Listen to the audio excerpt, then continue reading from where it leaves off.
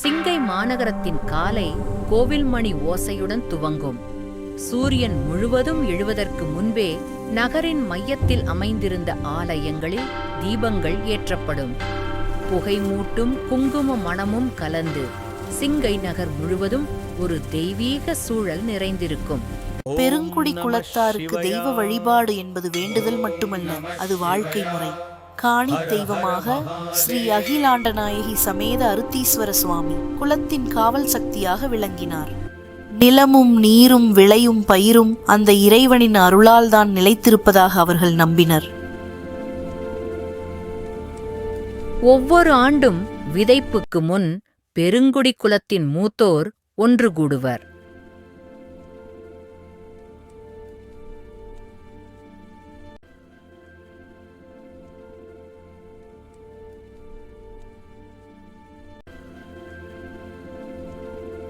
மண் உயிரோடு இருக்க வேண்டுமென்றால் முதலில் தெய்வம் திருப்தி அடைய வேண்டும் என்று சீயகங்கன் கூறுவான். அந்த வார்த்தை சட்டமாக கருதப்பட்டது. மண் உயிரோடு இருக்க வேண்டுமென்றால் முதலில் தெய்வம் திருப்தி அடைய வேண்டும். குலதெய்வமாக ஸ்ரீ அழகுநாச்சி அம்மன் வழிபடப்பட்டாள்.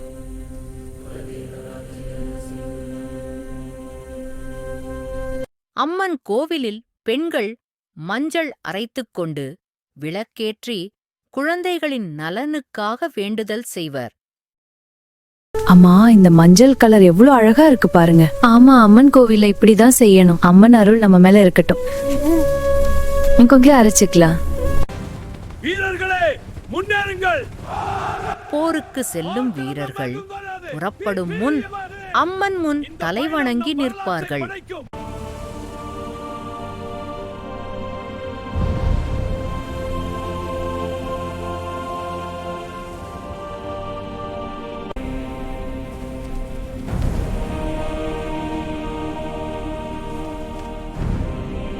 சிங்கையன் கோட்டையின் வாயிலில் வடமுக ஆஞ்சநேயர் கம்பீரமாக நின்றிருந்தார். இரவு நேரங்களில் காவலுக்கு நிற்கும் வீரர்கள் ஆஞ்சநேயரின் திருநாமம் சொல்லியே கோட்டையின் கதவுகளை மூடுவார்கள். இந்த கோட்டையை தாண்டி எவரும் தீய நோக்குடன் நுழைய முடியாது என்ற நம்பிக்கை அவர்களின் மனங்களில் உறுதியாக இருந்தது. ஆஞ்சநேயா! ஆஞ்சநேயா! இந்த கோட்டையை தாண்டி எவரும் தீய நோக்குடன் நுழைய முடியாது. ஆம், வடமுக ஆஞ்சநேயரின் அருளால் இது காக்கப்படும். செல்வம், கால்நடை, தானியம் ஆகியவற்றின் காவலராக ஸ்ரீ லட்சுமி நரசிங்க மூர்த்தி வழிபடப்பட்டார்.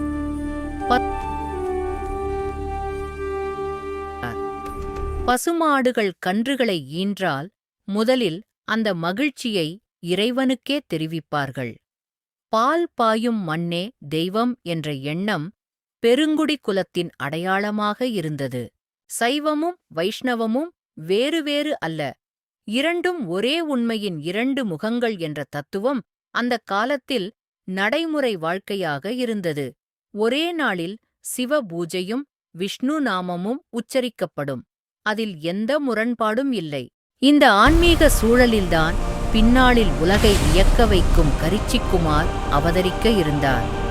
தெய்வ நம்பிக்கையும் தர்மமும் தியாகமும் கலந்து உருவான அந்த குலத்தின் மடியில் ஒரு மகாத்மாவின் விதை முளைத்துக் கொண்டிருந்தது. அத்தியாயம் 3. கரிச்சிக்குமார் பிறப்பும் திருவிளையாடலின் தொடக்கம்.